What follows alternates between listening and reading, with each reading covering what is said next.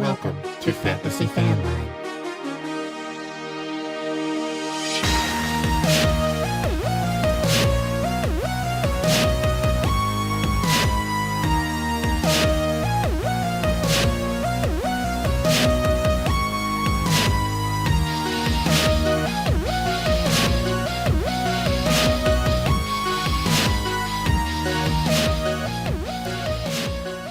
Hello, everybody. Welcome back to Fantasy Fanline, the fantasy football call-in show, putting you on the air with industry experts each and every week of the season, except for last week when we took the week off for Halloween weekend.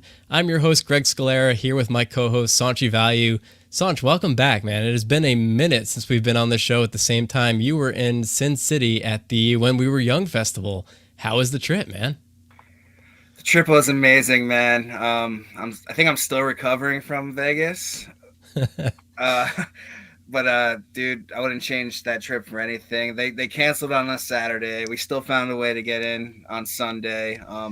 Vegas was amazing. We were betting sports all weekend. Circus Sportsbook in Vegas, top tier. They got the stadium swim on the roof where you could watch all the games by the pool. I can't wait to go back. Vegas was awesome, but it also feels so good to be back doing this. I felt like a piece of me was missing not being able to do this the last few weeks. So did we, man. So did we. Sounds a lot like what you do from home, to be honest, but I'm glad you got to do it in style in Las Vegas.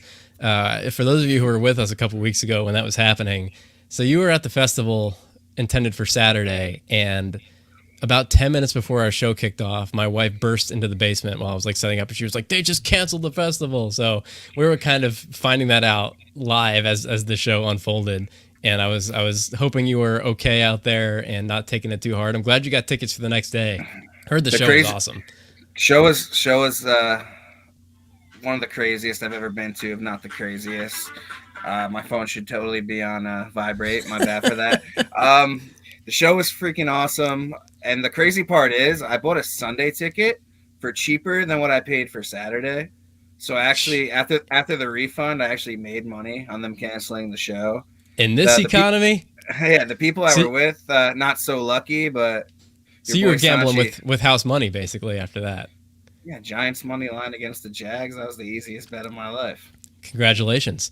Well, we're glad to have you back, man. And for those of you joining us the first time, we are a fantasy football call-in show. We go live each and every weekend with an industry expert from the fantasy football industry to take your calls and answer your questions live on the air. You can call into the show at 618-FANLINE. Get that phone number up on the screen for you here in case you forget. 618-FANLINE. We will take your call, put you on the air with us anytime over the next hour.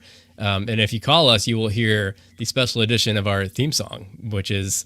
Our waiting music on the phone line is also our theme song. And our first ever caller into the show, I remember, was a friend of ours, Tommy Donuts, who called into our first show and then put into our group chat. He was like, "Yo, Fantasy Fanline is legit. They have waiting music version of their theme song and everything." So I was like, that's what did it for him. That's what put him over the edge. So yeah, this is a real show with real waiting music. You can call in and hear it and then talk to us and our guest, who we'll get to in just a minute. You can also leave a comment if you're watching us live right now. We are live every Saturday at 2 p.m. Eastern Time. Facebook, YouTube, Twitch, Twitter. If you're streaming us now, leave a comment. We will see it here. You can ask a question that way too, or just shoot the breeze. Tell us what you think of our takes. And if they're positive, we will put them up on the screen for everyone to see. If they're negative, we're going to pretend that we don't see you, but we really do. Speaking of positive and negative, Greg. Oh, shoot. Do we want to tell the people how our head-to-head matchup went last week? No, I don't want to skip over that one. I didn't even look. How did it go? I didn't check. It went well. Yeah, for you. Yeah. I had a couple guys on IR, a couple guys on bye, and honestly, if I had a full healthy team, I probably still would have lost. So congratulations, Sanch. And have to get a little jab in there, little jab. No, I'm proud of you, man. Speaking of Tommy Donuts, who I just mentioned, is writing in off YouTube, sick jersey. Sanch, I'm guessing that's for you because I'm not wearing a jersey. So yeah, that is New Jersey Nets legend Keith Van Horn. Thank you, Tommy Donuts. What is that, basketball? That's not my language. That is basketball, correct. Is that an NBA logo on your breast there, on your shoulder? Yeah, that's... You just held up the wrong side. You're looking at a camera and you reached the wrong side. It's because it's not like reversed. I'm mirrored, man. I think I'm mirrored. I don't know. Yeah, it's all good. So you guys know the drill. We're a call-in show. Oh, he just joined. He missed the mention, Tommy. You're going to have to listen back to the podcast to hear it. I'm not going to repeat myself because we drop our episodes as a podcast the day after the show every Sunday morning. So find us on your favorite podcast platform and subscribe to us there if you can't join us live. We have a website, fantasyfanline.com, with a full schedule of our upcoming guests. And that's also where you could submit mailbag questions if you can't join us live to talk to our guests. And, that's about the gist of it. It's the halfway point of the season. It's November. You might be wondering, if you're watching us live right now and not listening to the podcast, why I'm in a tank top in November and a gold chain. This is not my usual look. That brings me to my next point. It's kind of a complicated answer. Sanch, we have a new patron. It's a big day for us. We have grown. It's no longer just Alan Wu. Welcome Josh Green to our supporter community over at patreon.com/fantasyfanline, where you can go to support us. We're an independent show. All proceeds go towards the cost of running the show. Josh Green has joined us this week. We appreciate your support, Josh.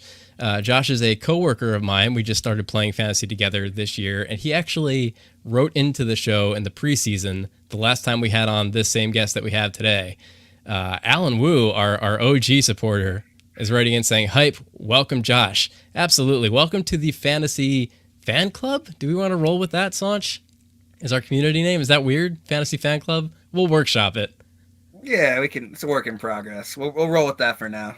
We'll ask our supporters too. Alan, let us know what you think of Fantasy Fan Club. But started playing with Josh this year, and he wrote in during the My Guys episode in the preseason, and he made a bet with me for our head-to-head matchup in our league.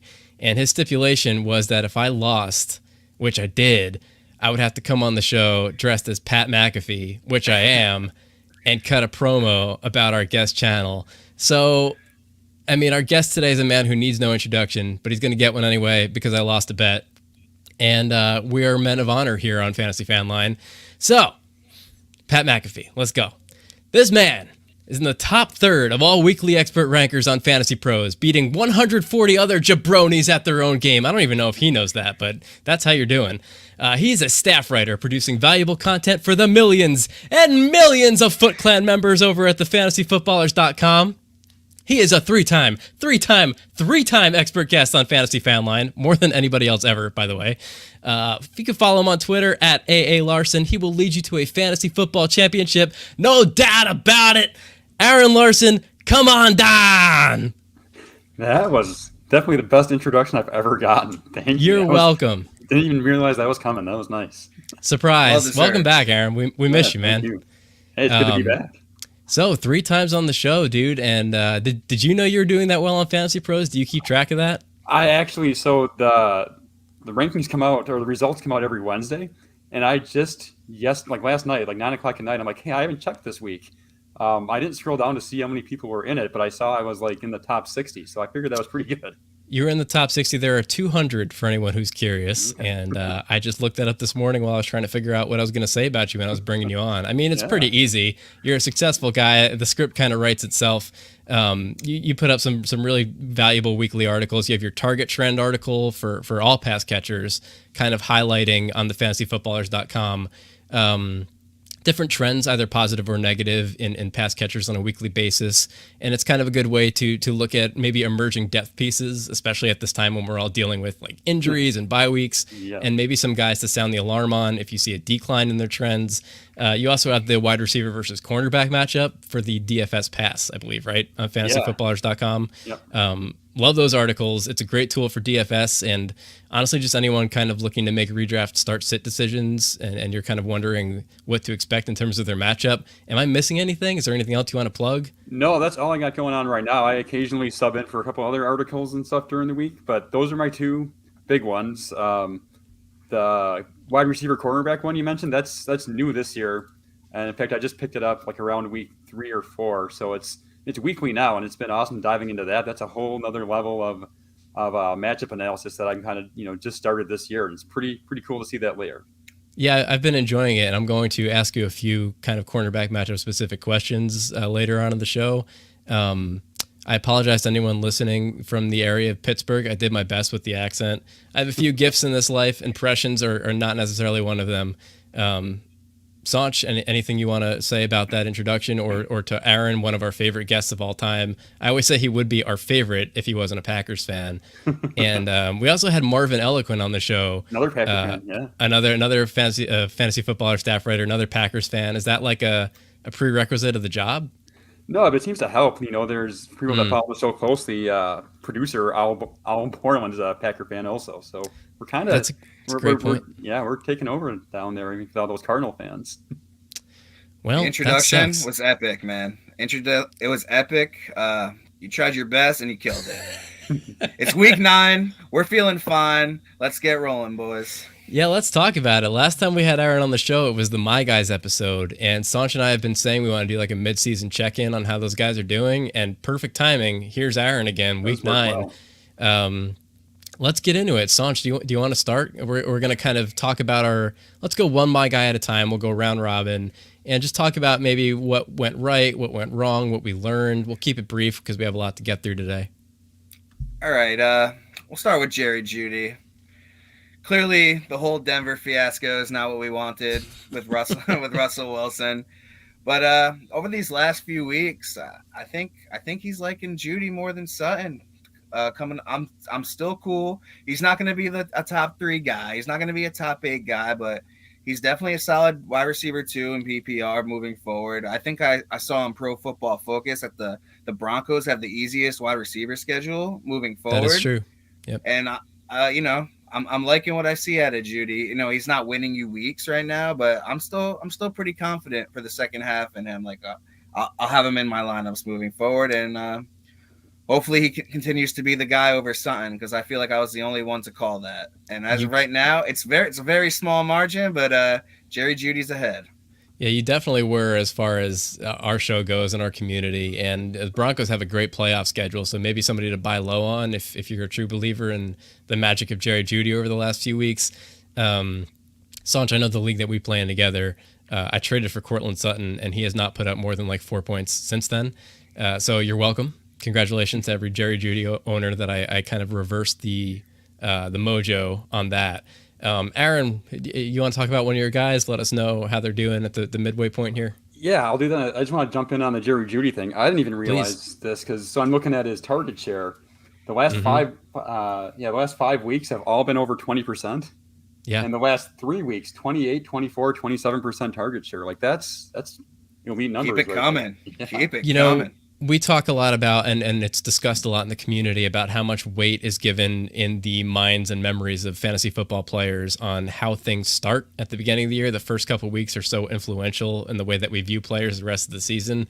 Courtland Sutton came out hot in that kind of wide receiver room. Jerry Jeudy did not. And I think that if you really look holistically at it, Sanch, you're right, man. Jeudy is the one. That's been the pattern. But I think that a lot of people still see it the other way. So if you can capitalize on that value, either sell Courtland Sutton to a sucker like me, or buy low on Jeudy for a playoff run, that might be the move right now. Yeah, but okay. So, anyways, hopping in on the guy that I was the biggest My Guy going into the season, and you're talking about how those first couple of weeks really set the impression. Well, my biggest buy on the beginning of the year was Juju Smith-Schuster. And he started off just dreadful. I'm looking at this, and in the first 5 weeks, he finished inside the top 36 just once. But it gets better because the last 2 weeks, he's been inside the top 7. So it seems like he hopefully has turned the corner there in Kansas City.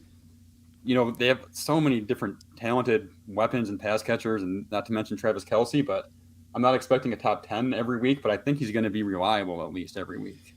Juju's a really interesting case. I was looking at some of his numbers because we have a start-sit question later with him. But, I mean, he's been the model of consistency usage-wise. He's gotten 8 targets in 5 out of 7 of his games, like exactly 8 targets. Yeah.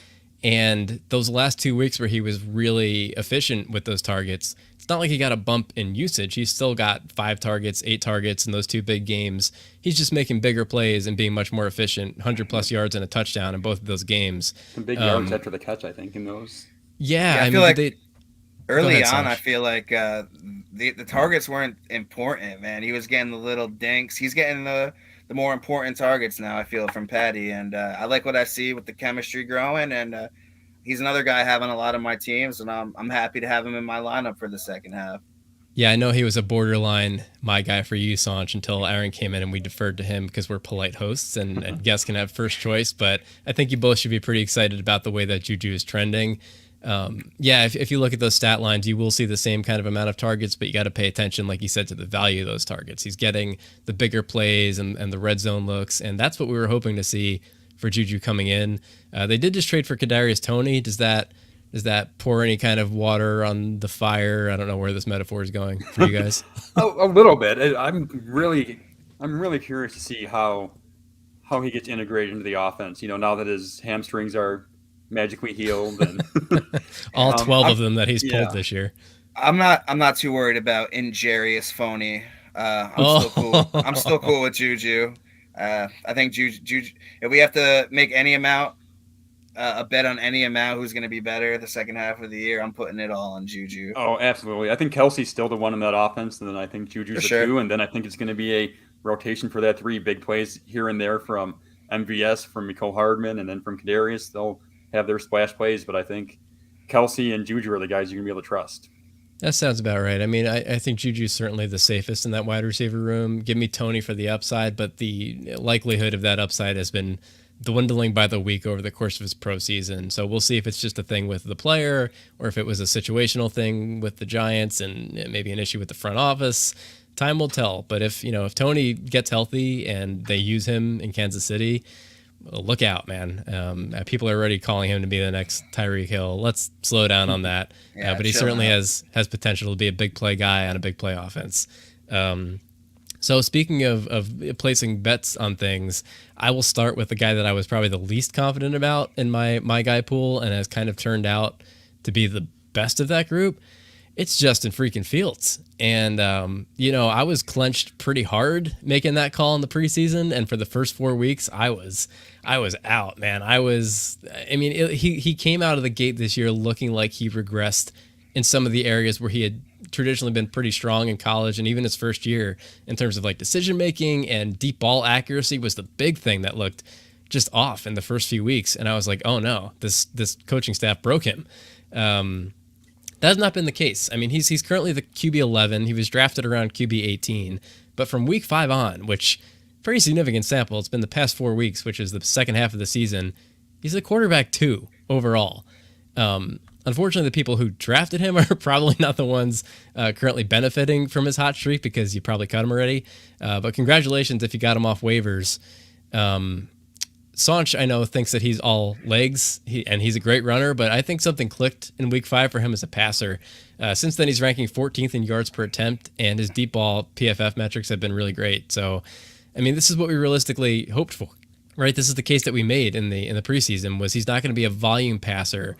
So he's going to have to be efficient through the air and dangerous in the rushing game, and that's finally what we're getting. He's got at least 1 touchdown pass in each of the last 4 games, 60-plus rushing yards in each of the last 3. He hasn't run for less than 40 yards in a game since week 2, which is basically a free passing touchdown each week. Getting Chase Claypool is only going to help, and we'll talk about him more in a bit. I think he's in the conversation as a top 12 rest of season quarterback. If you scooped him off of waivers in a 1-quarterback league, I'd rather have him at this point than Russell Wilson. That might be kind of hot takey for some people, but it's pretty clear for me. I'd rather have him than Aaron Rodgers, and man, that feels good to say. I'd rather have him than Matt Stafford, Derek Carr, Trevor Lawrence, Geno Smith, Tom Brady, I think is where you start to kind of draw the line. Aaron, where are you on Fields versus Geno rest of season? Let's start there. I would take Fields for sure. Fields, okay. Brady? It does get dicey there. I think that the touchdown percentage has got to start ticking up for Brady. That's tough. You would think. Sanch? I'm still leaning Brady over Fields. But as far as Geno, I'm going to take Fields. The Bears finally are using him to his strengths with these design runs, and they need to keep doing that. It does feel like he gets hit way more often and way more harder than any other QB in the league, though. And feels like that because it's true. He's leading the league in sacks right now. But yeah, good call. Sanch, take it into round 2 here of our My Guys. All right, we want to talk about DeAndre Swift. It's going to be a short conversation, but yeah. Yeah, I'm a little worried. I'm a little worried with Jamal Williams being that apparently he's having his resurgence tour, taking all the goal line work. Swift is clearly banged up, but Am I if right Swift, in saying that Jamal Williams has kind of been what we all hoped AJ Dillon was going to be this year? That's a good, for sure. comparison for sure. Yeah, I Hadn't mean, put that together. Yeah, that's about right. Aaron, I know you're a big AJ Dillon believer coming into the year, I was. and Jamal Williams has been that. He's gotten a ton of red zone carries. He's gotten double-digit carries in every game on a surprisingly high-scoring offense. So that was the model that we had hoped for in Green Bay. But I'm sorry, Sanj, continue. Just DeAndre Swift. We all know he's elite when healthy. He's clearly not 100%, but we still have a lot of football left. If he's active for the game, 95 to 98% of the time, he's going to be in your lineups. You're just going to hope for the best. There's no turning back now. He's an elite talent, and he's going to be in every one of my starting lineups. And we're just hoping he gets right and those big games start coming because we know he's clearly capable of them, and I think he will have plenty of them. Yeah, so I think that makes him get right. Makes him the Aaron Jones of that situation where he's not going to be the running back one overall because he's not going to just get the 80-90% of touches in that backfield. But we still love Aaron Jones on a good offense, which is not happening in Green Bay this year. We still love Swift when he's healthy because he's getting a lot of valuable work in the passing game. He's a beast in terms of efficiency when he's carrying the ball, and the offense is putting up points and moving the ball, which is maybe not what we thought this year. The hope for Swift, the dream was success despite the offense, and really it's been coming. Go ahead, Aaron. He was so good the first 2 weeks too. He was running back 3, running back 4 the first 2 weeks of the season. Yeah, and then the injury. He's expected to play this year. He's been dealing with a couple of injuries. He was on the field last week on a snap count. He's trending in the right direction. Sanch, you trust him enough to play him this week if he is active? I know people are probably wondering. Yeah, I'm playing him. And even in leagues where I have both Williams and Swift, I still can't put Swift on my bench and put in Jamal Williams. As well as it's been for Williams, I still can't do that. I'm playing DeAndre Swift if he's healthy, and we're hoping for the best here. That's why we don't do early victory laps, but we're only halfway through. We have a lot of football left. A lot of things have changed from the first time we did our My Guy episode, and a lot of things will change till the fantasy playoffs. So come on, Dan Campbell, feed your workhorse. Let's go. Come on, DeAndre. I need you this week. Well, we're going to take a quick break from talking My Guys. It looks like we have a caller waiting in the queue, just waiting for him to be transferred over. Hey, caller, if you can hear us, you are on Fantasy Fanline. What's your name? Where are you calling from? What's good, boys? This is Joe from Boston, long time listener. How you boys doing today? Happy Saturday. Happy Saturday, man. Welcome back on the show, Joe. Glad to have you. No doubt. I am so excited for this week. It's a must-do, do or die. I'm 3-5 in a deep league. And you're still alive, who do man. I start? Oh, yeah.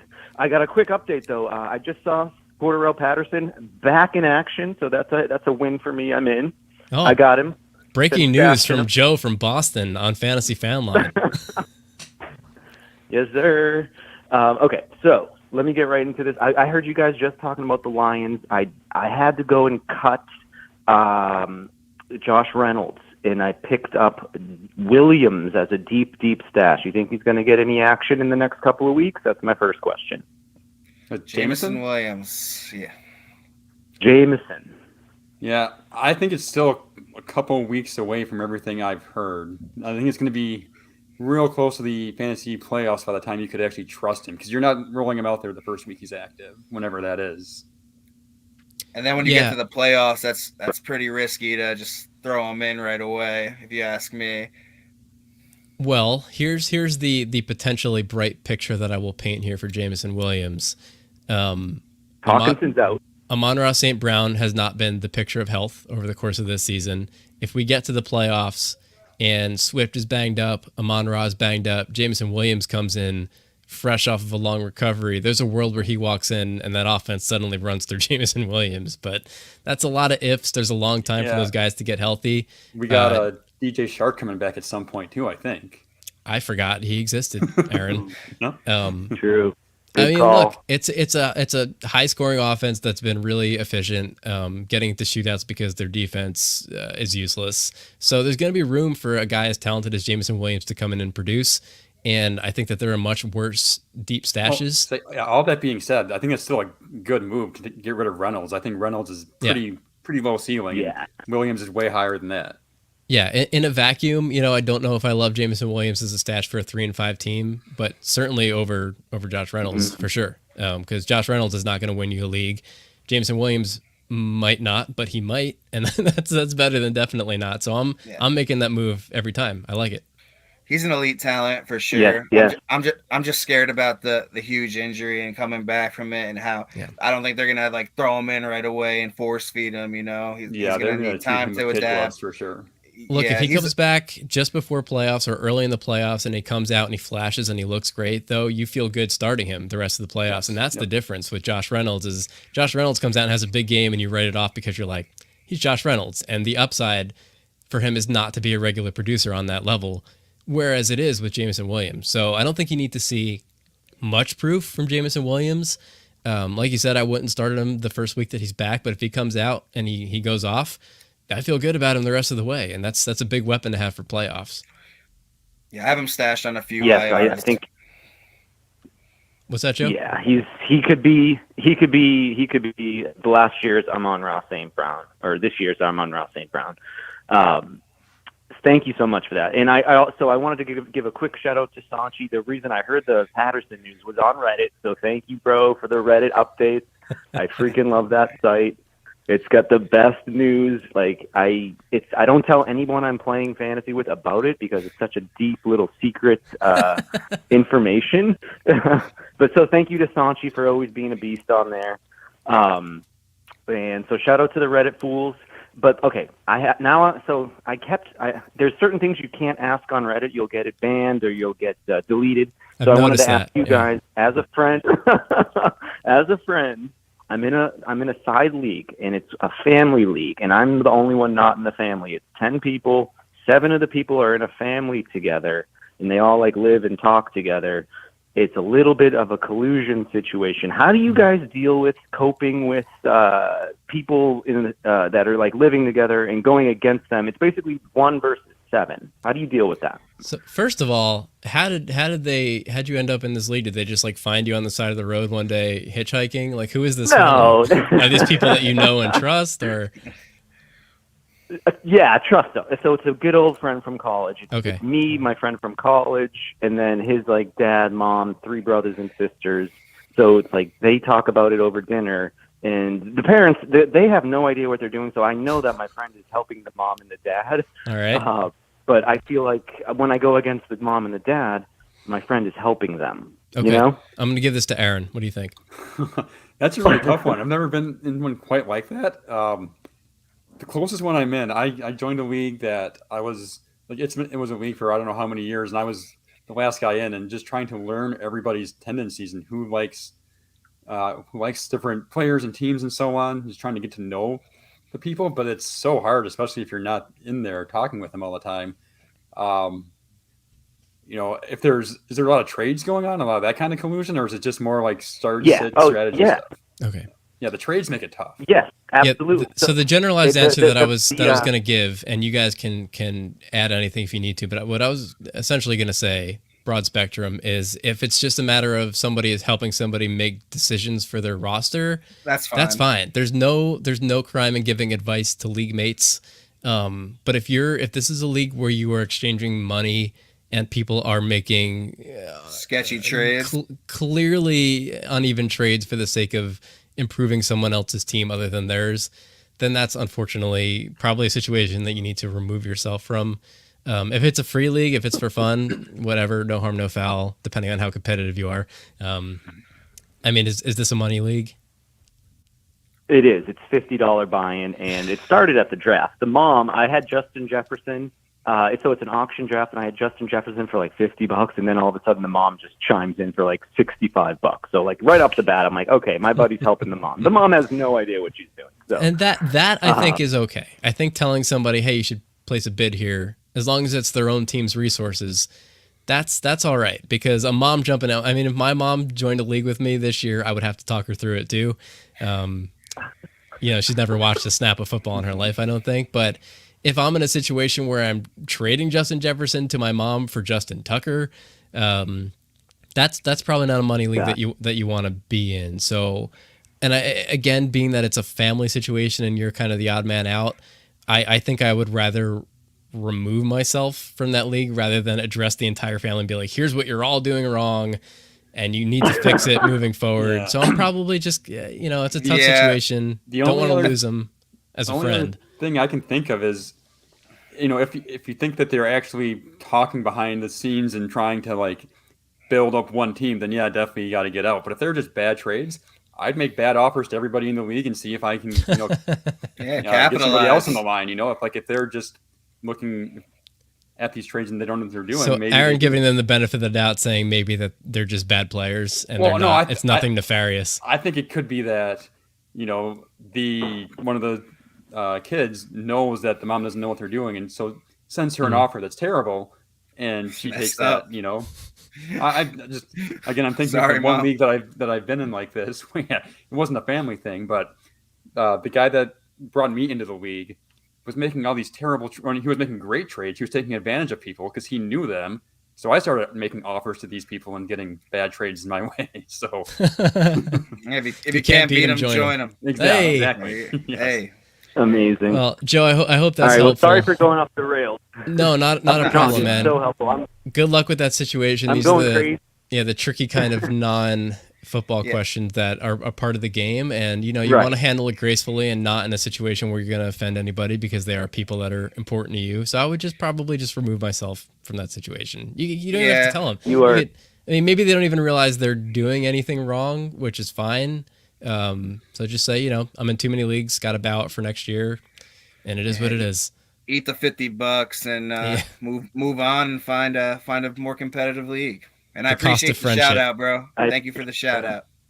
Yeah, I got one more. If you got a second, can I get one more in? We have a few questions in the YouTube queue, but yeah, man, take a quick second. Real quick. Okay. Shoot. Thank you, guys. Thank you. That helps me so much. Thank you, Greg. I'm gonna give you. I got one last question, then I'll hang up and listen. Shoot. And this is for that league, for that collusion league. I need. Who do I start? Real quick. Deion Jackson or Raheem Mostert, half PPR. I'll hang up and listen. Thank you, guys. Greg. Thank you, guys. I'll talk to you soon. Have a great night. Thanks, Joe. Talk to you soon. Later, Joe. Appreciate the call. All right. Bye. Oh man. So start-sit question in the Duncan on Moms League. It was Deion versus Raheem Mostert. Either of you want to take this first? My first instinct was Mostert, just because I think that's going to be a good matchup. I don't know what the Colts offense is going to look like with Ellinger in there. Neither do the Colts. Yeah, I know everyone's Patriots is tough too. I know their run defense hasn't been great, but it's still the Patriots. Yeah, I'm sorry in Mostert over Deion Jackson. I know everyone's on the hype train. He's going to get all these carries, and he might be a great start, but Mostert's looked awesome. He goes against the Bears rush D, which Greg can tell you hasn't been awesome. And yeah, as a Bears fan, I would recommend starting Mostert this week. All right, there you go. Unanimous. Easy peasy. Good luck. That's not to say there's a world where he scores less, but I think that he's certainly safer, and their ceiling is pretty close. So I feel better about it. Yeah, me too. So let's get to some of these YouTube questions we have in the queue here before we get back to our My Guy discussion. Derek on YouTube is writing in, full PPR, this is a trade question, I believe. Allen, Andrews, Swift, and Boyd for Lamar, CMC, and Zach Ertz. I want CMC for obvious reasons, and Lamar because the Ravens schedule is great during playoffs, which it is. And Allen could be shut down if the Bills keep dominating. Not doing it. He could be shut down, but if that happens, it'll be late. And I just think that there's so much for NFL teams to play for these days in the playoffs in terms of buys and stuff like that. But Sanch, you're not doing this trade if you're on the. I still believe in Swift. I still believe in Swift, as we discussed before, and I'm not trading Josh Allen for Lamar straight up. And I'm gonna look. Ertz has been great. I don't know who else you have at tight end. He's been a guy you put in every week, but you got Andrews, right? Yeah, and you have Mark Andrews. So I'm not giving away Andrew Swift and Josh Allen. I know you want CMC. Everyone does now, especially after that that monster game. But I have a feeling This is that's a no for exactly me. why this offer was made by the other party. He probably looked at a Triple Crown touchdown day from CMC and was like, yo, I can ask for anything I want. and It's the a fact big, that Chase, sorry to cut you off, but the fact that Chase is shut down too, there's a lot of value on Boyd right now. I can't see myself doing this trade. he notes that he's thinking of asking for DJ Moore too. Would that change anything for you? Probably not. Okay. Aaron, where are you on this? Yeah, I'm hanging on to Josh Allen, even if he gets shut down. I mean, like you said, there's only one bye team now, so I think they're going to play longer into the season. I'm not too worried about that. And honestly, I am a little worried about Lamar. I know the schedule softens up for him, but with Bateman going down, I mean, it's Mark Andrews or bust. There was such a huge, even though Bateman wasn't seeing a ton of production, there was such a huge differential I noticed in Lamar Jackson's output with Bateman on the field versus off the field. And it really took a lot away from Lamar's production with Bateman off the field. He's out for the season now. So, I mean, there's a world where recent Lamar is permanent Lamar for the rest of the year. It's unanimous, Josh Derek. Allen. Yeah, I'm keeping your side of the deal here. I think that Swift's ceiling is not super far below CMC's ceiling, assuming that they are both healthy moving forward. You Which can is only a big, hope. yeah, big Please. if. I'm not that worried about the Andrews injury. You know, the bye next week, and after that, Yeah. I think he's going to be full go again. If Yeah, not this even is- this week already. Yeah, this is a pretty clear one for me, but appreciate the question writing in, Derek. If you have any more, feel free to ask for the remainder of our half hour or so here on the air. You can also pick up a phone, call us, 618 Fanline. Tommy Donuts writing in with a dynasty question. Would you give up a 2023 first-round pick for Dalton Schultz? My current tight ends are Noah Fant and Hunter Henry. I don't think that I would. Yeah. Guys, would you? And I'm in this league with him. It's not tight end premium, and hell no, I'm not giving up a first-round pick for Dalton Schultz. Nice try, Cam. The integrity of our show right here. Sanch competitively could have told him to take that deal and make his team a little worse, but we stand by our That's my our day decisions one. here. Tommy Yeah. Donuts. I can't let him do that. Aaron, agreed?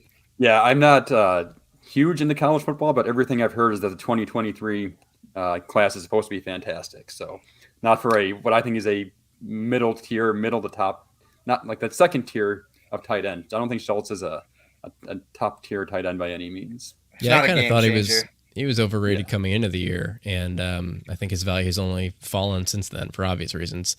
Speaking of tight ends, Chris on YouTube wants to know, what do I do with Andrews this week? I know he's been banged up. Derek mentions on YouTube that he didn't practice again today, not looking good.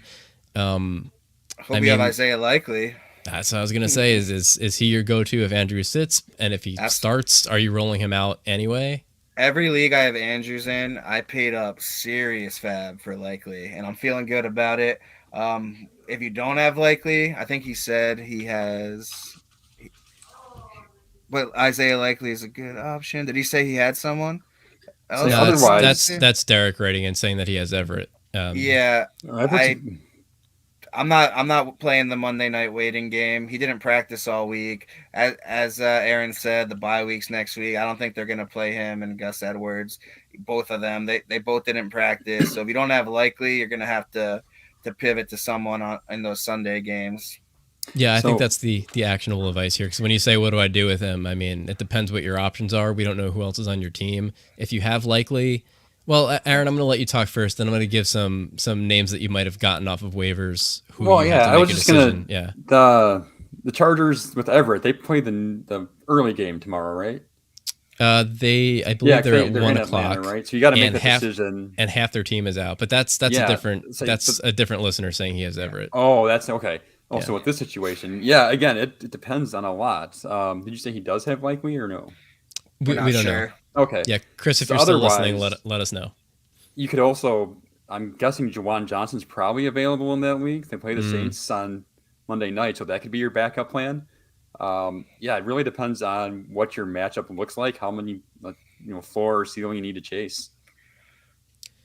Well, let's say you grabbed like a Hayden Hurst off waivers. Are you playing him on? You're playing Hayden Hurst. And I would Aaron, you would wait. I would grab Juwan Johnson, and I would wait. That's what I would. Or Likely, I would grab Likely if he's there. And if he's Likely is 100%. if you can get Likely, you're fine, because if Andrews is out, you just plug him in, you're gold. But if you don't, if someone else took Likely, you can't snag them, and you're with a Hayden Hurst. I'm personally just gonna play Hayden Hurst. Okay. So I think the takeaway then is that if you can get Likely, you are not picking up any of those other kind of mid to late tier waiver wire tight ends. Okay. All right. So, Chris, the answer to your question is get Isaiah Likely if you can. If not, grab a guy off waivers and probably roll him out and don't play the waiting game on Monday night. Unfortunate with those primetime games, but that's the hand you're dealt sometimes.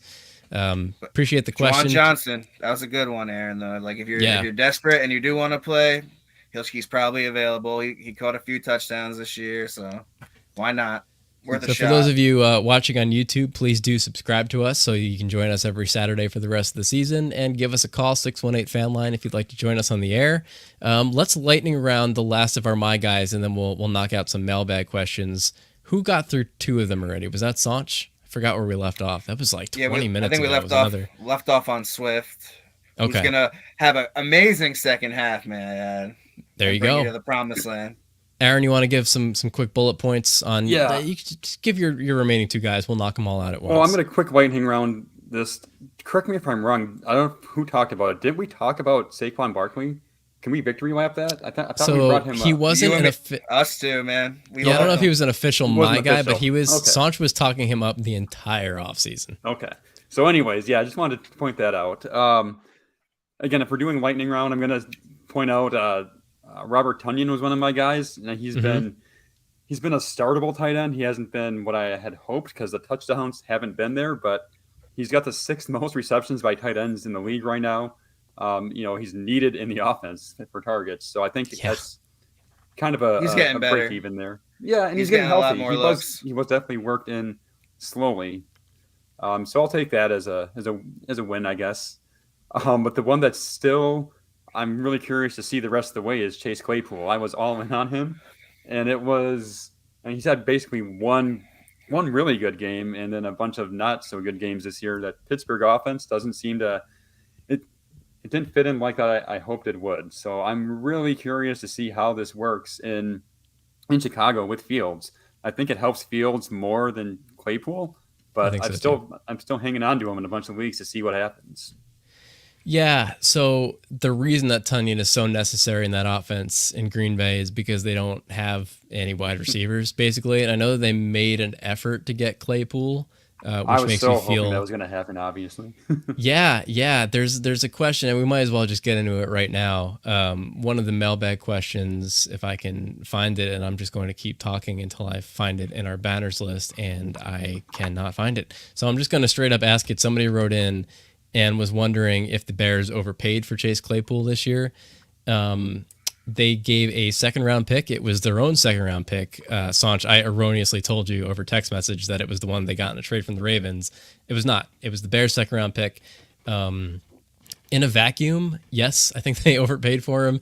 At this point, that pick is likely going to be higher than the 2nd-round pick that the Steelers paid to draft him, which is wild. And if he busts in Chicago, it's possible that they could end up with a compensatory pick in return that could be as high as a 3rd, but that's not something that you want to rely on because that's the worst case scenario. But the context is important with the Packers, making an effort to get him. That's taking him away from a division rival. He's younger than Velus Jones Jr., which seems impossible, the rookie that the Bears drafted this year, but it's true. He's got one more cheap year on his rookie deal. There's a considerably weak upcoming free agent pool at the wide receiver position. So if they were going to make a move to support Fields, and I think what this is them seeing enough of Fields that they're like, okay, he's our guy. New coaching staff that didn't draft him had to kind of see how the first half of the season went. And they're like, okay, either we wait and make a cheaper move to get a worse wide receiver in the offseason and free agency, or we overpay a little bit now and get a guy with higher upside. So I think that's what this is. And when you have Dante Pettis and N'Keal Harry, Isaiah Coulter, Byron Pringle, Equanimeous St. Brown, like those guys were on the field seeing meaningful snaps and targets. They had to do something. So is Claypool going to come in and be the wide receiver one in this offense? No, I think he's the best athlete. I don't think that he's a better wide receiver at this point in his career than Darnell Mooney. I think it helps Mooney a lot, though. It helps too. Mooney a lot. We saw Mooney at his best last year with Allen Robinson across the field from him. And Robinson wasn't really doing anything, but he was drawing coverage from Mooney. And I think that was really important for Mooney in the way that he plays. I think Fields is more efficient and is more capable of getting the ball to Claypool on big plays than Pickett or Trubisky were. So with all of that taken into context, do I still think they overpaid? Yeah, probably a little bit, but not as bad as it might seem on its face. I'll be quick. Yeah, they overpaid, but yeah, it helps Fields. He needed the help. And Yeah. sometimes, just like in a dynasty league or something, or you got to overpay to get your guy. They wanted him. So maybe we look back next year and it's not an overpay. But right now on paper, I think they did. But obviously Fields needs the help. Another big body target for him. I hope it works out for you. Yeah, You guys- Aaron, to Claypool's credit, I liked him coming in this year because he's such a versatile athlete. He could, he takes snaps at tight end, he takes handoffs, he threw a touchdown pass last week. I think we're going to see more of that creativity in Chicago than we did in Pittsburgh, just because that's the kind of offense that they run, getting guys out into space behind the line of scrimmage, and he's a playmaker. So we'll see what happens over there. Roderick Hughes writing in from YouTube with a really interesting start sit question. I know exactly why he's asking it. Thoughts on starting Josh Palmer over Michael Pittman, which will be a great segue into the rest of my guys. Do it. You think so, Sanch? I'm okay with it, man. I am not excited about starting anyone on the Colts. Half the Chargers team is down. Palmer should eat this week. I am 100% okay with starting him over Michael Pittman. It's crazy. Week 1, you would have heard that and been like, "You're wild." But right now, I think that's a good start, and I think I would do that. Colts offense has been ice cold. Obviously, they just switched to Sam Ehlinger at quarterback, and we'll talk more about that in a minute. Joshua Palmer. I mean, the Chargers this week. Mike Williams is out with a pre-existing injury. Keenan Allen is back out inactive this week. Donald Parham's out. As far as their tight end room goes, Eckler was banged up, but he should be good to go. So Palmer's going to eat. The question is whether or not he can carry that role as the wide receiver 1 without Mike Williams taking coverage away. He was good early in the season, with Allen out, and this was his first game back, I think, Palmer, since week 6 concussion. So he's his first time as the only show in town. Aaron, which way you going here? This is tough. nuts. I was going back and forth with the whole conversation, and I think I'm leaning Pittman. Palmer. The piece there messed me up. I'm leaning Palmer, and I almost went with Pittman, so I was dabbling around with some DFS lineups this morning, and I'm putting Pittman into a couple tournaments as a flyer because nobody's going to play him, and he can still catch a touchdown. But if I'm doing a redraft season-long head-to-head matchup, Palmer is so much safer. He's got the Falcons this week. That is about as soft a secondary as you can ask for. Now they're saying DeAndre Carter is questionable because he's sick, and if he misses, who the hell are they going to throw to, man? Jason Yeah. Gerald Everett season. Jason Moore, making his big splash this week. Your employer. Hope he stretches. Look, so the question is, can Josh Palmer kind of carry the weight of being the focus of that offense when you're going against a defense that I don't think can take away? Oh, that's my Alexa in the background hearing me talk about football, I guess. I don't think that defense is capable of focusing on a particular talent and removing them from the equation. So, yeah, I'm rolling Palmer, and I hate it. I hate it because Pittman was one of my guys, and we'll talk about him in a sec. Sanch, why don't you give your last one first while I tell all the robots in my house to shut up for a minute while I finish the show. Yeah, I have no time for a hater. My last guy is Gabe Davis. I'm still feeling good about him. I know, boom, bust. He's been hurt. Gabe Davis is my lineup every week. And with Sauce Gardner probably all over Diggs, I think he's going to crush the Jets this week. So maybe a guy you want to throw into your DFS lineups too. There you have it. So Pittman, I mean, what went wrong? He was drafted as a wide receiver 10. He's currently sitting at wide receiver 22. Buying in on Pittman was placing a bet on what exactly was wrong with Matt Ryan last year. He threw for under 4,000 yards for the first time since 2010, which is crazy. A whole bunch of other stats that I'm going to skip that basically just explain how anomalous it seemed like last season was. So I was like, okay, why? He was coming from a team with no receiving weapons beyond a rookie tight end and a 30-year-old running back, one of the worst offensive lines in pro football. I assumed that was the problem because literally the year before that in 2020, he threw for 4,500 yards and Calvin Ridley was the wide receiver 4. So it seemed like a good bet. It comes to the Colts, who were supposed to have a great offensive line, and it turns out Matt Ryan is he's just washed. He's father cooked. time. Yeah, and I mean he's 37, so like it's not shocking, but sometimes you have to place your bets with the information that you have at the time and hope Father Time doesn't come in and just RKO the guy out of nowhere. And I guess I'm still in Pat McAfee mode using wrestling calls here, but I mean Pittman himself has still been good with the opportunities that he's gotten. He's still the wide receiver 1 on that offense and leading it in every meaningful metric. But 1 touchdown on the year. It was week 1. Part of that passing game struggles could be related to Jonathan Taylor's injuries and his inefficiencies when he's on the field, or it could be vice versa. Maybe JT is struggling because of the passing game.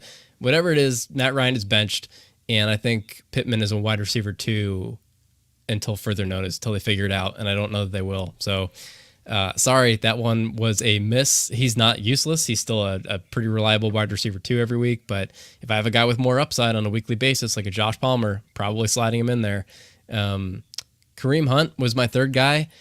He definitely returned on the draft capital, even though he hasn't felt explosive. He's the running back 23. He was drafted 31. So, it's a nice return on your investment. He's been a pretty decent flex play week to week. Not the upside we were hoping for, and it was really just a change in the way he's being used this year. Which Chubb has been too good, man. Chubb has been too good, and he's been more of a workhorse than he has been since Kareem Hunt joined the team. And that's a team right now that's 3rd overall in rushing yards, 4th in rushing attempts, 2nd in rushing touchdowns, which is all what we were hoping for with Hunt at such a discount. It's just that Chubb is on pace for 300 carries, and that just hasn't been the situation the last few years. Hunt is on pace for about 50 less carries than he got in 2020, last time he finished a year. So all of this to say, it seems like they are moving more towards Chubb as a featured back, and that led a lot of us to think maybe Hunt was going to get traded to a place that was going to feature him. That didn't happen, so I don't know if moving forward we see a change in his usage based on the fact that he's going to remain a Brown. Maybe they run him into the ground, or maybe they phase him out completely. A lot of question marks. Still somebody maybe that Watson I think likes him. Maybe Watson likes him. Yeah, things are going to change week 11, week 12, moving on. And I'm going to use that to kind of segue to one of our mailbag questions here about who they should. Why can't I find anyone? I wish Kareem Hunt got traded, man. If Kareem Hunt got traded, he would have been so good on another team. Jules in Pennsylvania is 7-1. Congratulations, by the way. I hope it was because you listened to the show. They want to know who they should target in trades now for a strong schedule in the playoffs. And let's talk a little bit about Cleveland, because Amari Cooper, I think, is a guy that you could probably still get for reasonably cheap. He's going to have Deshaun Watson for playoffs, and he has one of the best possible wide receiver schedules in football through the playoffs. So he's a guy that I had circled on my list. And, if you want to start kind of stashing Deshaun Watson, if you're 7-1 and you can afford to waste a spot on your bench because you can't put a guy who's suspended on your IR. I mean, they get the Ravens, the Saints, and the Commanders. So that's going to be a cakewalk. Sanch, any quarterbacks that you circled, wide receivers, running backs? Yeah, we talked about the Denver wide receivers and how they have the easiest schedule moving forward. So, we already talked about Judy and that I'm feeling good about him. But how about those two guys in Pittsburgh with Deontay Johnson and George Pickens? I think. How about them? Yeah, there you go. Pro Football Focus, I think, had him as the second easiest schedule for wide receivers. Yeah. So, I don't think Kenny Pickett could get much worse. After the bye, if you see him improving a little, I think Deontay Johnson is the guy who's going to have a big second half.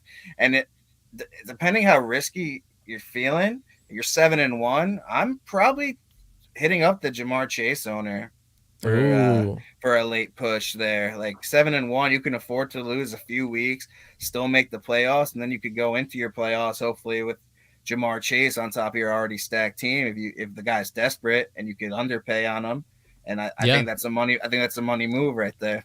If that manager needs wins, Chase is going to be out 4 to 6 weeks. So go get him. Aaron, who do you like here? Yeah, so these might not even be trades necessarily, but I was all about the Cleveland. So with Watson eventually coming to play, David Njoku's eventually going to be healthy. I think that's a sneaky tight end stash. And even Donovan Peoples-Jones, I think, could be useful, but that's probably more of a waiver pickup at that point. But yeah, all those Browns offensive weapons, I think, get a lot more interesting. But another guy coming off injury on what could be a good passing offense, I think Marquise Brown, once he's back to full speed, and that might not be until the playoffs. But Yeah. I think that Cardinals offense is going to be pretty dynamic with Rondale Moore, Hopkins, and Marquise Brown all full strength. Well, that is a great call. There's going to be a lot of question marks about Hollywood Brown and how he fits into that offense when we have both him and Hopkins on the field at the same time, because we haven't seen that yet. But speaking of guys with solid playoff schedules, Blurpy on YouTube, what's up, Blurpy, wants to know, should I trade Kamara, who I remember seeing the Saints had a pretty solid running back schedule. I'm trying to package him in a tight end, either Hill, Waller, or Ingram, for Kelsey and Jonathan Taylor, who was actually another name that I wrote down as far as strong playoff schedules go, because the Colts have a great running back schedule, and you might be able to buy JT lower than you've ever been able to buy him with the inefficiencies and the injuries, and hope that he gets it together by playoffs. My other running backs are Dalvin Cook, Henry, Etienne, and Gibson. Jesus. It's a 2-flex league, so I can run 4 running backs with Kamara. I'm probably holding him. I think Dalvin. Yeah, after the 4 touch. I know the video just got released, all that controversy. Yeah, I saw the TMZ I don't video. think the NFL, I don't think they're going to do anything about that till the next offseason or till the court hearings are all done. After a 4-week monster performance, they lost Michael Thomas, shocker, but they're going to have to lean on this guy, AK, man. And after last week, there's no chance in hell I'm giving him up, especially with those other running backs. You're sitting pretty. Yeah, getting Kelsey is real nice, but JT, after seeing what Saquon went through with the high ankle last year, JT terrifies me this year. Me too. I'm not trading for him, even low. You're not trying to buy him low for play. I think that I wrote him down on this list and I deleted him. I'm scared. When I say buy low, I don't mean Kamara. That's too high. But if you could send like a, I have to look at a list for reference. Maybe Damian Harris and Chase Claypool. Sure. I was gonna say maybe like I don't know who I was going to say. I'll come up with a name later. But he says his wide receivers are Amon-Ra St. Brown, D-Hop, and Pittman. I mean, that's a great team, man. I'm probably not trying to change anything there. I like the 4 running backs approach. I don't think you're going to find anyone who's got a positional advantage over you there. Awesome. So I'm just reading some of his follow-up comments. Shout out Travis Etienne. I hope you guys all stayed with me when everyone was doing their James Robinson victory laps, and I was like, be patient. The week's coming. He's looking like a top 8 RB right now to finish the year. That usage is crazy. Looks electric. Etienne, league winner. Yeah, so I'm probably trying to package like a Raheem Mostert or like a David Montgomery, like somebody who has been seeing some success that you can maybe sell a little high in a package deal to somebody desperate for production from Jonathan Taylor. I mean, because there's a chance they might shut him down though. JT, I'm scared. They might, but I'm okay with lighting like a Raheem Mostert on fire as a lottery ticket if I'm locked in for the playoffs. I like that. I like the Mostert call because. Yeah, not an injury plagued guy, but he seems like an injury plagued guy. Yeah. Trade for Taylor at your own risk. We'll leave it at that. So let's keep rolling through these mailbag questions. You could find our mailbag at fantasyfanline.com and submit a question anytime during the week, and we will answer it with our guest. Gentlemen, we're going to run a little over an hour. Are you guys cool with that? If we knock out a few more of these, we won't get through all of them, but let's do our best here. Thomas in New York, and we might have already kind of answer this. Half PPR, Kyle Pitts or Gerald Everett this week if Keenan Allen sits. Allen is sitting. This was submitted early in the week. So, Kyle Easy Pitts coming off the biggest game of his season. Before that, the volume was putrid. Gerald Everett has been great in his limited opportunities with, not as many wide receivers in front of him. Sanch, is it easy Everett for you? Yeah, I'm not chasing the high of one big Kyle Pitts week. If he does it again, awesome. He's on your team. But with all the injuries that the Chargers have, I'm not benching Gerald Everett this week. No chance.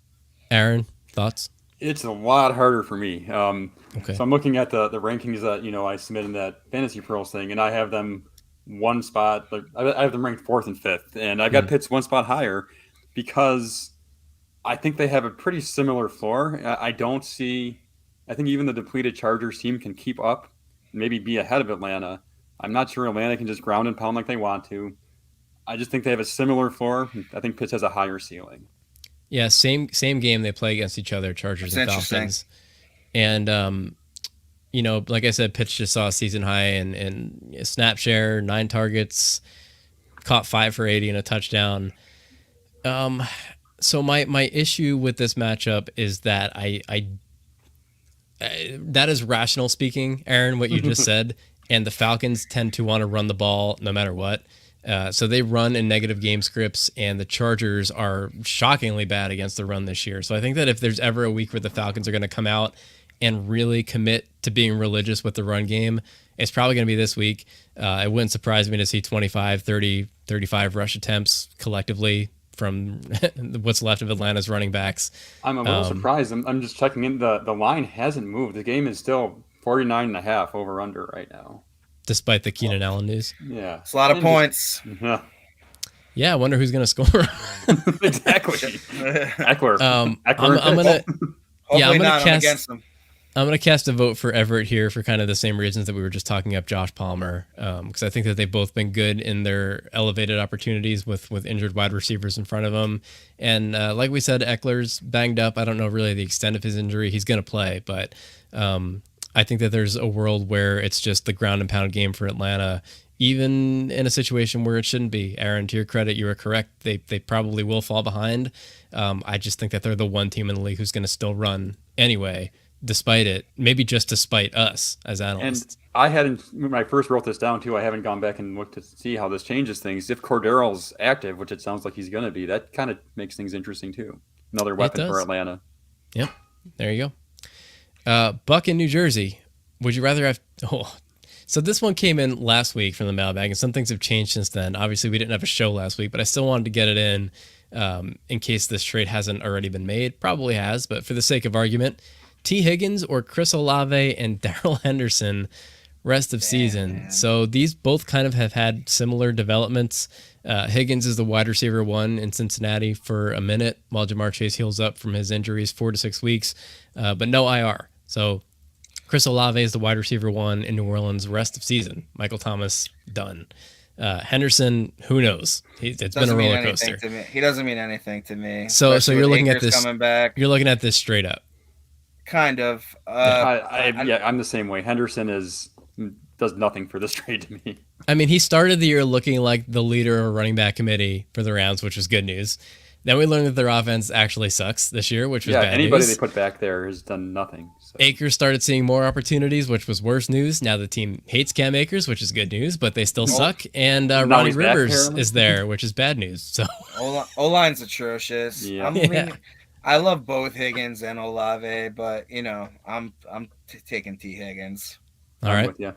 Yeah, me too. I think I just think the upside is a lot higher and better quarterback. Even once Chase comes back, I think that Higgins and Olave are going to be in about the same, if not production, at least production tier. And I'm taking the 4 to 6 weeks of probably higher output from T. Higgins between now and then.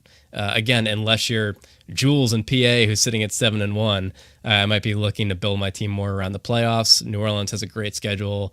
In that case, I might go Olave. And if I'm really hurting for running back options, that's the only situation where Henderson moves the needle on this at all for me. Like if I need just like a Hail Mary running back 2 flex option. Otherwise, yeah. They're both studs. Taking Higgins in all of those situations, but yeah. Good situation to be in either way. I don't think you're going to lose that trade. Pedro in North Carolina, keep 2 and redraft Superflex. Rodgers, Brady, or Geno. I'm cutting Rodgers for personal reasons, but also fantasy football reasons. But I'll let you guys Does start. he mean keep for next year? That's what I'm saying. I play think, this week. So I'm not dropping anyone from this group, just to be clear, in a Superflex. So I'm kind of assuming that this is maybe a Brady's trade gonna retire. question. So if it's for next year, it's Rodgers and Geno. I think Brady's 100% retiring after whatever happened this offseason with him. But if it's for this week only, I'm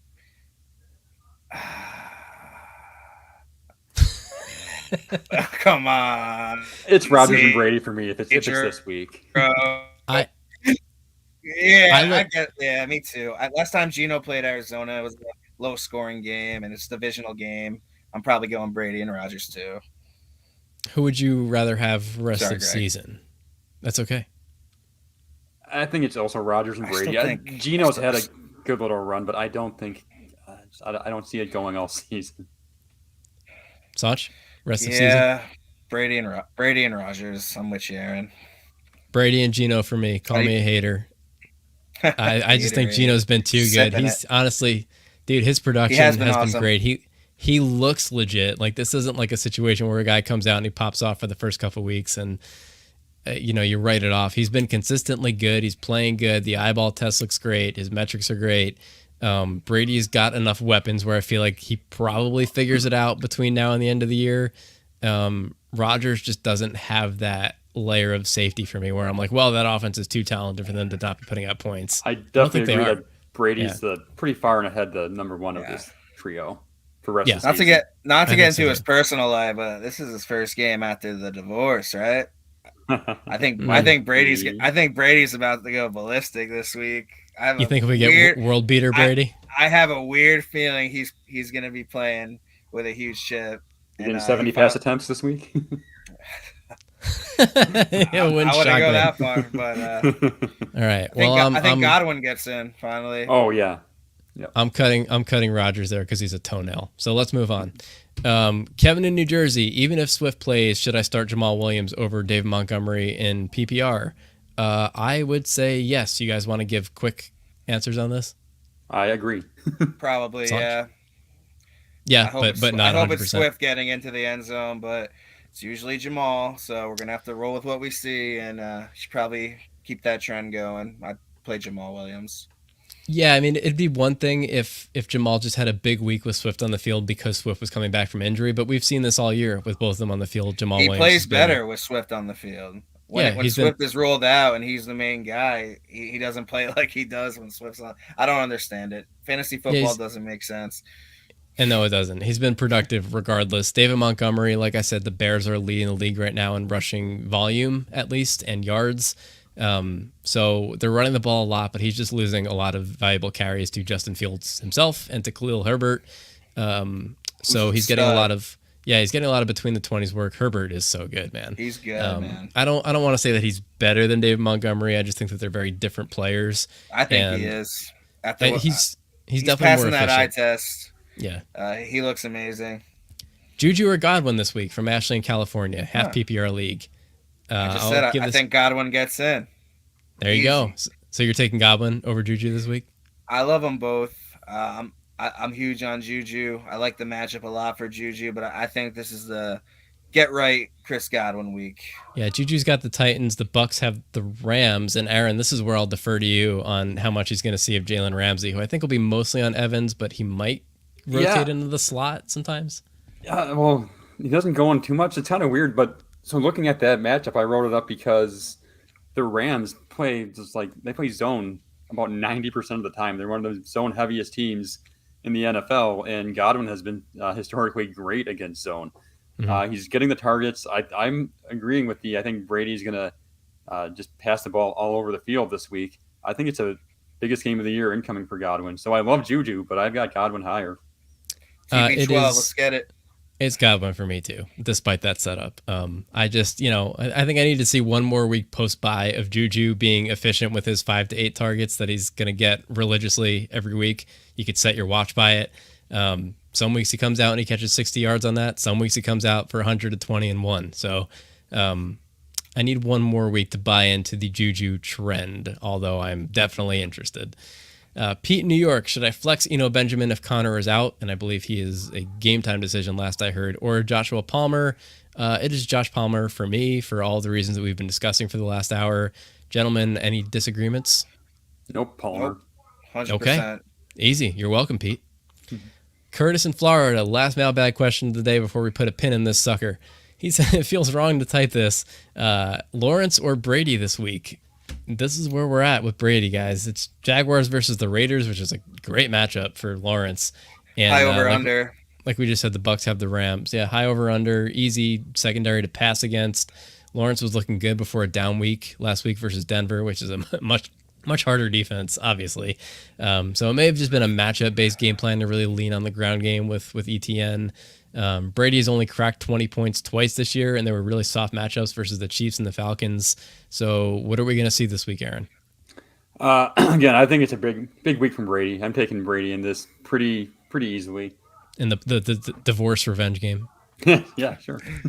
Sanch? That one. Yeah, I'm with Aaron. This is the get right week for that Bucs offense. It has to be. There's no other choice. I'm gonna be contrarian. If I had them both, I would play Lawrence this week, but I don't feel great about it. So I'm gonna advise you to probably go with the majority here. But personally, if it was me, I'm going Lawrence because I feel like there's also a world where Tampa Bay's defense just gets shut down in a tough matchup with a lot going on in Brady's life at the moment.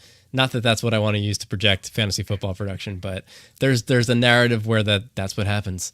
So we are just over an hour. I think we've gotten through all of our questions. I appreciate everybody who has tuned in today, wrote in, called in, a lot of action, a lot of fun. Aaron, thanks for doing this, man. You want to take one more chance to promote your articles, let the people know where to find you on Twitter and so forth? Yeah, definitely. Thanks for having me again. The Target Trends articles on the Fantasy Footballers website, that comes out usually Tuesday morning. And then the wide receiver cornerback matchup that's in the DFS pass, that comes out Friday midday usually. And then you can always check in at Fantasy Pros. My rankings change throughout the week, but I usually lock them in around after the inactives come out on Sunday morning. So top third of all experts. highly recommend you go check out those rankings. Sanch, sure. Any final words of wisdom for our loyal listeners here today? I just have a question for you. I was out for a few weeks. Was I rusty today, or what? Did I come back in, take the rock, go to the house? Just like riding a bike, brother. Didn't even notice you were gone. Sanch, thank you. Aaron, thank you. This is Fantasy Fanline. We'll be live with another expert guest every Saturday at 2:00 Eastern Time the rest of the season. You can subscribe and stream us live on YouTube, Facebook, Twitter, or Twitch, or you can find us the next day on your favorite podcast platform. Follow us on all social platforms at Fantasy Fanline. Visit our website, fantasyfanline.com, for a schedule of our upcoming guests and to submit a question to our mailbag if you can't be with us live for the next show. Join our community of supporters, potentially the, Fantasy Fan Club? We're working on it. Over at Patreon. Fanatics. Fanline Fanatics. That's not How bad. about that one? We'll talk offline. We'll take a vote. We have 2 people on our patronage right now. Hopefully they don't have a tie. we need one more person to be a tiebreaker in this committee. You could be that person at patreon.com/fantasyfanline. You could also get exclusive perks like shout outs, priority calling codes, access to our listener league next year. And it starts for as low as $1 a month. Not bad. For Sanchi Value, for Aaron Larson, I am Greg Scalera, dressed as Pat McAfee. Thank you for tuning in, and we will talk to you next week on Fantasy Fanline. Goodbye, everybody.